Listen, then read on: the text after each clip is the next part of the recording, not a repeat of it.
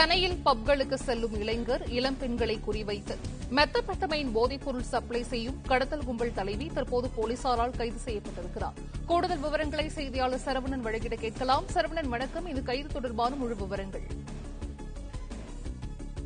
சென்னையில போதைப் பொருள் புழக்கத்தை கண்காணித்து நடவடிக்கை எடுப்பதற்காக உருவாக்கப்பட்ட தனி பிரிவு ஒன்று, போதைப் பொருள் தடுப்பு நுண்ணறிவு பிரிவினர் இந்த நடவடிக்கையை மேற்கொண்டிருக்கிறார்கள். நேற்று இரவு உயர்நீதிமன்றம் அருகே 6 நபர்களை மடக்கி பிடித்ததுல அதில் 2 நபர்கள் தப்பி ஓடிவிட்டார்கள்.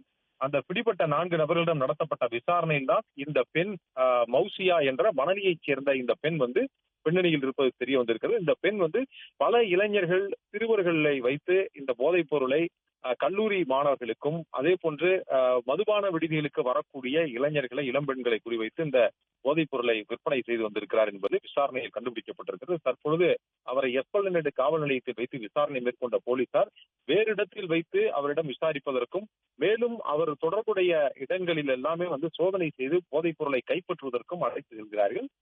இந்த விசாரணையில இந்த பெண் கைது செய்யப்பட்டிருக்கக்கூடிய இந்த மௌசியா என்பவருடைய தந்தை, அவர் இதற்கு முன்பு அக்பர் அலி என்ற அந்த நபர் இதே போன்று போதைப் பொருள் வழக்கில் கைது செய்யப்பட்டு 12 ஆண்டுகள் அவர் சிறை தண்டனை பெற்றிருக்கிறார். கடந்த 3 ஆண்டுகளாக அவர் சிறையில் இருந்து வருகிறார். அவர் பல நபர்களுடன் அந்த போதைப் பொருள் கடத்தல் கும்பலுடன் தொடர்பில் இருந்து அந்த போதைப் பொருளை வாங்கி இங்கே இது போன்ற இளைஞர்களிடம் வைத்துதான் அவர் விற்பனை செய்து வந்திருக்கிறார்.